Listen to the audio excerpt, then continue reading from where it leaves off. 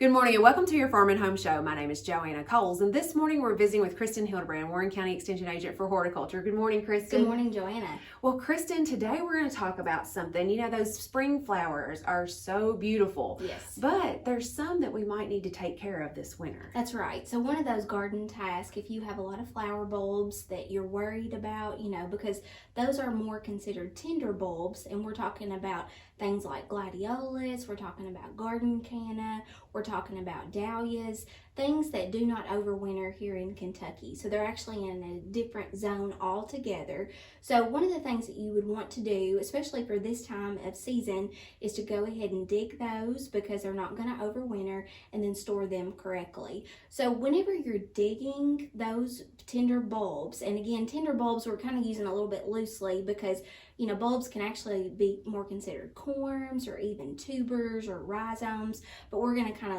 jump it all together because a lot of the same concepts will apply to all of those categories. So when is the best time to dig? That's one of the questions that we get. So generally after a hard freeze, and sometimes not even the first time, you might want to wait to the second hard freeze. So that would be a good time to dig. If it's pretty obvious that you've got some yellowing on that particular bulb, or it looks kind of dark and kind of mushy almost, that's the best time to go ahead and dig it. Now, if you dig too soon, sometimes there's not enough energy in that bulb to last for next season. So that's why you want to be pretty accurate on when you do that. So whenever you are digging the bulbs, it's good to do it when the soil is pretty moist. You don't want it when it's really dried and cracked. You want a little bit of moisture there, and it's really good to use a pitchfork, not really a shovel, because a shovel might injure the bulbs, especially when you're digging them from the ground. So a pitchfork works really, really good. So if you're talking about those tender bulbs, kind of go back a couple of inches, about a foot, from the actual plant, because it's going to die, it'll be pretty died back. And if you want to, before you actually go in there, you can actually trim it back to a couple of inches above the ground, so that way that you can kind of know exactly where you want to actually make that dig first. So whenever you do that, go ahead and try to knock off some of the soil as much as possible.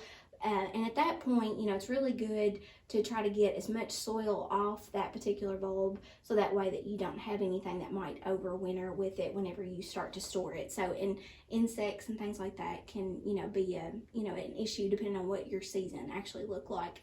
So whenever you're done digging, go ahead and bring that inside. Now, we do get the question, should I wash my bulbs or should I not wash my bulbs? So corms have that papery covering on it that helps when you store it. It actually keeps everything well protected. So we're talking about gladiolus there. So you don't want to wash it. But things like dahlias, like the tubers, you can wash those, and then you can see a little bit better what actually looks good. So so just kind of keep that in mind.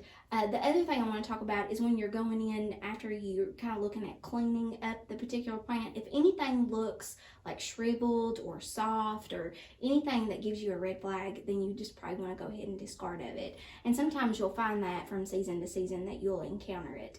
So after you've cleaned it up, trimmed it off, then we look at storage. And so these are the things I wanted to talk about. If you have several bulbs, then you can use this crate that's in front of you, Joanna. It works really, really good. Or you can use a mesh bag. Now this is just a mesh bag we had here at the office, but feel free to use an onion bag, or even those little shower things that you have, a loofah. Those actually work good if you cut them up, or an onion bag. So any of those things will work really good. The important thing is that you store those bulbs between 40 and 50 degrees Fahrenheit, and you want to keep it in a cool, dark spot, because we want to keep everything, kind of at dormancy. So the other thing I want to mention too is when you're labeling, it's really important to maybe double on your labeling. So if you want to use like a flag that actually has the actual name of the cultivar, or you can use a wooden stake, you can actually put that in something like that. And it's best to store those bulbs kind of in the basement, a cool basement, or you can use your garage. All right, Kristin, so we have some work to do so we can implant those in the spring and have these beautiful flowers. We want to make sure to do these things Kristin's talking about, lifting our bulbs and storing them properly. And if you have questions about that, make sure to contact your local extension office and we'd be happy to help. Thanks for watching and have a great day.